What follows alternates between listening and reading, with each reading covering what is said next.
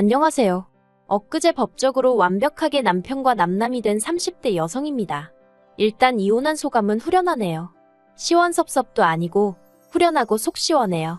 어차피 이렇게 될 거였다면 아예 시작하지 않는 게 나았을지도 모른다는 생각도 들고, 동시에 짧다면 짧고 길다면 긴 흘러가 버린 제 시간을 생각하면 아무튼 여러 가지로 복잡한 심정입니다. 하지만 지나간 과거를 이야기해서 뭐 하겠어요. 오늘 마지막으로 개차반 같은 남편에 대해서 공개적으로 욕이나 하고 두 번 다시는 입에 올리지도 않으려고요. 여성 의류와 아기옷을 수출하는 무역회사를 운영하고 계시던 친정아버지의 영향으로 저도 어려서부터 패션 사업에 관심이 많았어요. 그래서 고등학교를 졸업하고 의류 전공으로 대학에 입학했고, 후에 경영학을 복수 전공했습니다. 대학교를 졸업한 이후로는 패션 관련 기사를 주로 다루는 잡지사에 취직했고요. 의류회사나 무역회사가 아닌 잡지사를 선택했던 건 업계가 돌아가는 흐름을 배우고 싶다는 제 나름대로의 그림이 있었기 때문이에요. 그리고 친정아버지는 그런 제 선택을 믿고 지지해 주셨습니다. 그렇게 잡지사를 6년 동안 다녔어요. 잡지사에서 일을 한다는 건 솔직하게 터놓고 말해서 돈은 안 되고 몸은 혹사를 당한다고 보시면 됩니다. 그 정도로 하루가, 아니 일주일이 한 달이 어떻게 흘러가는지 모를 만큼 숨막히게 바쁘게 살았어요. 그래도 미디어에 보여지는 화려한 생활들을 간접적으로나마 경험할 기회가 있었다는 것, 그리고 생각지도 못한 인맥? 예를 들어 연예인들이라던가 그런 인맥을 만들 수 있다는 게 즐거웠어요. 그래서 모든 일에는 잃는 게 있으면 얻는 것도 있다는 걸 그때 배웠다고 말할 수도 있겠네요. 그런데 30을 코앞에 둔 29살의 겨울, 저는 큰 교통사고를 당하고 말았습니다. 그날도 평소처럼 원래 다니던 길로 다니고 있었는데 웬 차량 한 대가 인도로 돌진을 해오면서 저를 받았거든요. 그러면서 제 골반뼈가 골절되었고, 저는 제 의사와는 상관없이 2달 내내 병원 신세를 지게 되었어요. 그런데 바쁜 시기에 다치면서 자리를 비우게 되니 상사가 눈치를 많이 주더라고요. 그래서 원래는 딱 2달 입원하고 퇴원하자마자 복귀하려고 했는데 자의반타의반으로 회사를 관두고 나와야 했습니다. 그때는 솔직히 억울한 마음도 있었어요. 그런데 돌이켜 생각해보면 덕분에 충분한 시간을 갖고 재활치료에 힘쓸 수 있었으니 나오길 정말 잘한 것 같네요. 이후로 저는 친정아버지의 권유에 따라 친정아버지의 회사에 입사했습니다. 아버지께서는 마침 사업을 확장하려던 시기였다며 이참에 일 한번 제대로 배워서 물려받아 보라고 하시더라고요. 그리고 저는 솔직히 사업을 물려받고 그런 욕심은 크게 없었어요. 하지만 적어도 남의 회사에서 힘든 몸으로 눈치까지 봐가며 일할 바엔 친정아버지 회사가 낫지 싶더라고요. 그래서 알겠다 했습니다. 그리고 병원 퇴원하고 얼마 지나지 않아 아버지 밑에 들어가 일을 배우기 시작했네요. 그리고 아버지 회사를 다닌 지 3년이 넘어갔을 무렵, 그때부터는 아버지 지인들 사이에서도 딸이 회사 물려받으려고 일을 배운다더라, 뭐 그런 이야기가 나오면서 여기저기서 선자리도 들어오고 그러더라고요. 그리고 아버지도 주변 친인척이나 지인분들 자제들이 결혼하여 손주도 보고 그러는 모습을 보셨는지 저한테 너는 언제 시집 갈 거냐며 농담처럼 잔소리를 하기 시작하셨지요. 솔직히 저는 결혼에 있어서는 제가 늦었다는 생각이 전혀 들지 않았는데 말이에요. 그러다 지금의 남편을 소개받게 되었습니다. 모처럼 전 직장을 같이 다니던 동료와 통화를 하게 되었는데 저보다 3살이 많은 언니였거든요. 언니가 먼저 집에서 시집 안 가냐고 스트레스를 준다며 하소연을 하대요. 그래서 제가 나도 친정아버지한테 어지간히 시달리고 있다고 하소연을 했어요. 그랬더니 언니가 그러면 내가 소개팅 해줄까 그러는 거예요. 제가 소개팅은 무슨 소개팅이냐 됐다 했습니다. 그런데 언니가 거절하지 말라면서 정말 괜찮은 사람이라고 그렇게 지금의 남편을 만나게 되었습니다. 남편의 첫인상은 사람이 참 수수하구나 이뿐이었어요. 사실 전 직장에서부터 시작해서 저도 또래 여자들과 마찬가지로 연애도 했었고 소개팅도 해봤는데 다들 대부분이 허세가 있고 진실된 사람들 같지 않았거든요. 너무 계산적인 사람도 있었고요. 그런데 남편은 사람이 순박하고 단순해 보였다고 할까요? 정말이지 그 점이 제 마음에 쏙 들었어요.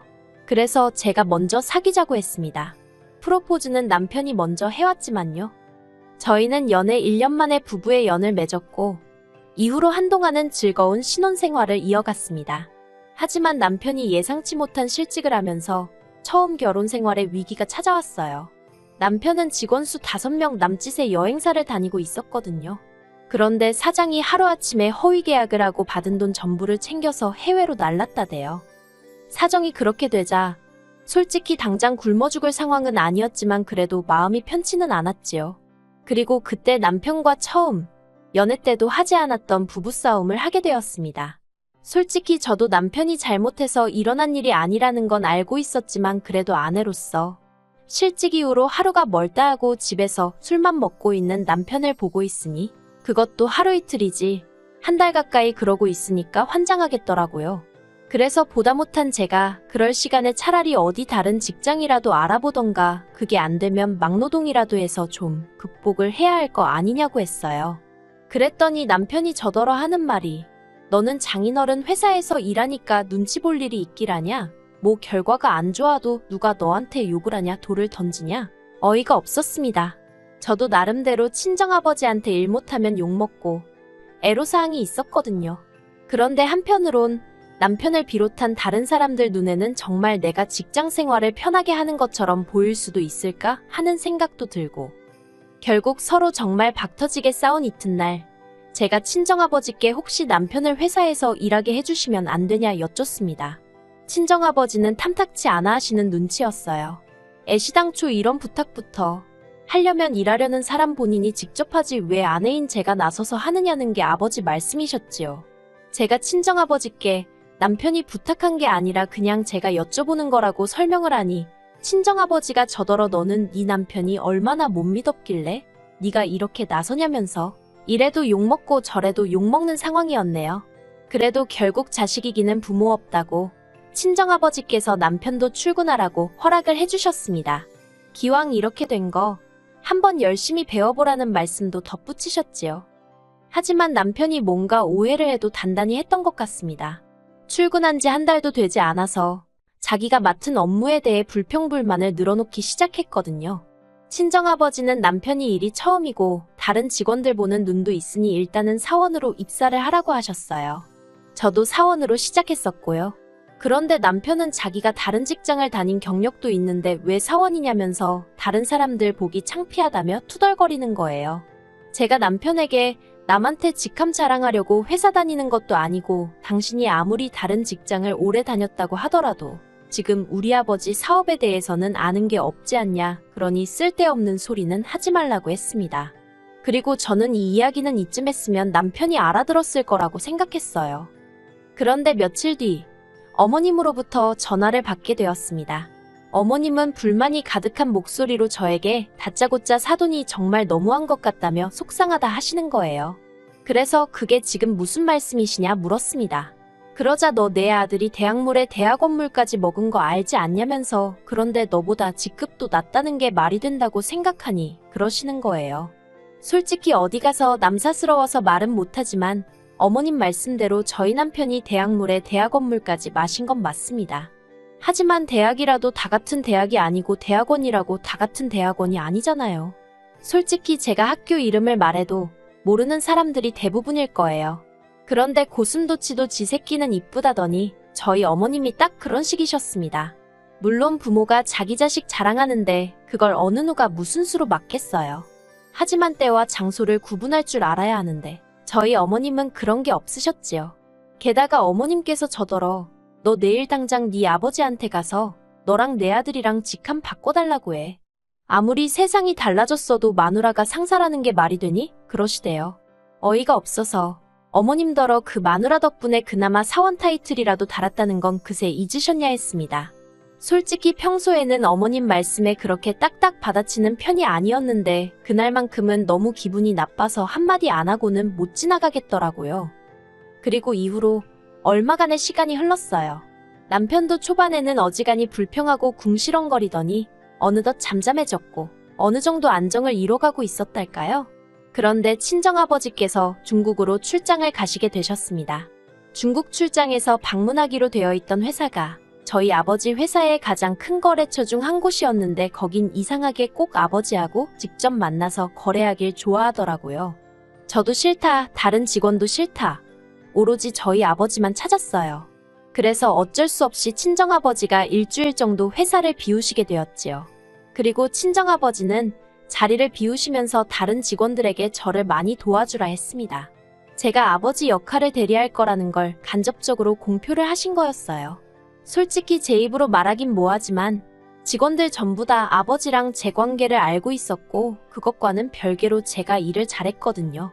처음으로 일본에 있는 회사와 거래도 성사시켰고요. 그래서 언젠가부터 직원들 사이에서는 아버지가 은퇴하시면 제가 물려받는 걸로 소문이 나기 시작했지요. 그리고 남편도 이 소문을 들은 눈치기는 했어요. 왜냐하면 남편이 아니었으면 어머님 귀에 그런 소리가 들어갈 리가 없었을 테니까요. 하루는 어머님이 연락을 해오셔서는 사돈이 제정신이냐면서 어떻게 멀쩡히 잘난 사위를 두고 사업을 딸한테 물려주냐는 겁니다. 그러면서 사업은 똑똑한 남자가 해야 크는 법이라면서 듣는데 순간 무슨 말씀을 하시는 건가 싶어서 멍하더라고요. 그리고 그날도 결국 남편하고 대판 싸웠습니다. 도대체 어머님한테 무슨 얘길 어디까지 하고 다니는 거냐 했지요. 그러자 남편도 한다는 소리가 자기가 자기 엄마한테 못할 말이 뭐가 있냐면서 솔직히 자기가 머슴이냐면서 멀쩡한 사람 데려다가 말단이나 할 법한 일을 시킨다고. 정말이지. 친정아버지가 그 자리에 계신 건 아니었지만 듣고 있는데 너무 열받더라고요. 솔직히 제 남편이지만 소위 그 일머리라고 하지요? 그게 없었어요. 그러니 같이 일하는 직원들이 오죽하면 제 남편인 걸 알면서도 제 앞에서 같이 일하기 힘들다고 농담처럼 하소연을 해댔겠어요. 사람이 순박하고 순진해서 좋았는데 정말 달랑 그 두 개만 장점일 줄은 몰랐네요. 하지만 남편에게 제가 정말 실망하고 동시에 화가 났던 건 앞서 말씀드린 대로 친정아버지가 출장을 가시면서 일어난 일 때문이었습니다. 친정아버지가 회사를 비우기가 무섭게 남편이 3층짜리 건물을 오르내리면서 자기가 마치 모나된 것 마냥 직원들한테 인사도 했다가 잔소리도 했다가 아주 뒷짐지고 걸어다니는 게 어이가 없더라고요. 그리고 결정적으로 저희 회사에는 저희 아버지만큼이나 오래 근무하고 계신 상무님이 계시거든요. 그간의 세월 때문에 저에게는 삼촌 같은 분이시고 저희 아버지께는 형제 같은 분이시기도 하지요. 남편이 그분한테 가서 업무에 대해서 피드백을 주고 있는 게 아니겠어요. 어이가 없어서 그래도 100번 양보해서 피드백 그래요. 좋은 의도로 줄 수 있다고 칠게요. 하지만 진짜 문제는 남편의 태도였습니다. 그 상무님한테 남편이 한다는 소리가 늙어서 기억력도 딸리고 하면 적당히 해먹고 자리에서 나오시라고 그래야 아랫사람들이 쭉쭉 올라갈 거 아니냐면서. 제가 이 이야기를 알게 된 건 그 상무님이 처음으로 이틀을 꼬박 알아놓으시면서 회사를 나오지 않으셨거든요.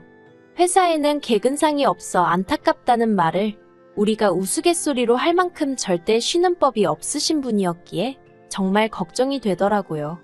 그래서 제가 퇴근 후 직접 댁으로 찾아뵈었습니다. 그리고는 혹시 회사에서 무슨 일이라도 있었다면 솔직히 말해달라 했지요. 그러자 그 상무님이 허심탄회하게 말해주겠다며 남편과 나눈 대화를 들려주신 거예요. 결국 모든 것을 알아버린 제가 남편을 불렀습니다. 그리고는 이 정도로 회사 일에 불만이 많은 줄은 몰랐다고, 다 내 잘못인 것 같다고, 그러니 이만 회사에서 나가달라 했지요. 그러자 남편이 갑자기 무슨 말도 안 되는 소리냐며 저에게 짜증을 냈어요. 그리고는 저더러 네가 뭔데 나가라 마냐 그러대요. 그렇게 친정아버지가 돌아오시는 날까지 둘이 팽팽하게 맞서며 나를 세우고 있었습니다. 그러다 친정아버지가 오시자 제가 생각해도 유치한데 저희 둘 다 서로의 잘못을 일러대느라 정신이 없었어요. 그리고 친정아버지도 남편이 그 상무님께 막말을 했다는 사실, 그거 하나만큼은 이해할 수가 없다면서 아무래도 당신이 잘못 생각한 것 같다며 빨리 직장을 구해서 나가라고 하시더라고요. 그때였습니다. 남편이 정말 다들 너무한다면서, 그리고는 저희 아버지더러 솔직히 아들도 없으시면서 사위한테 이러시면 나중에 험한 꼴 보신다 그러대요. 그 말을 듣곤 저희 아버지도 저도 둘 다 귀를 의심했습니다. 제가 먼저 남편더러 지금 말 다 했냐고 그랬더니 할 말이야 많은데 자기가 참는 거라면서. 그리고 그때 친정아버지가 남편더러 너 짐 싸라고 한마디 하셨습니다. 사실 저희 아버지가 사업을 하시다 보니 평소에는 어떻게든 감정 표현을 잘 안 하려고 노력을 하시는 편이세요. 하지만 사실 성격이 보통이 아니시랍니다. 그리고 다른 사람들도 그렇겠지만 저희 아버지도 지 주제 모르고 날뛰는 망둥어 같은 사람을 제일 싫어해요. 그런데 저는 어리석게도 제 남편이 그런 인간인 줄은 몰랐습니다. 왜냐하면 처음 소개받고 연애하고 결혼할 때까지 남편이 특별히 자기 목소리를 높이거나 한 적은 없었거든요. 그래서 제가 남편이 정말 수더분한 사람이라고 생각했던 거고요. 그런데 실은 자기 자신을 제외한 주변을 죄다 속으로 무시하느라고 말을 안 한 건 줄 누가 상상이나 했겠어요? 아무튼 친정아버지가 저에게 남편이 앞에 있는데 단도직입적으로 이런 자식이랑 계속 살 거냐고 물으셨습니다. 그리고 저는 안 살 거라고 했어요. 솔직히 친정어머니 없이 친정아버지가 혼자 사업하시면서 저까지 이만큼 키워주셨는데 사위라는 놈이 나중에 험한 꼴이 어쩌고 헛소리나 해대다니. 평생을 독수공방을 하면 했지 저런 인간이랑 더는 같이 못 있겠다 싶었지요. 그런데 남편은 헤어지면 오히려 좋답니다. 그러면서 저더러 회사도 반반 나눠야 되는 거 알지? 그러대요. 어이가 없어서 회사를 왜 나누냐니까.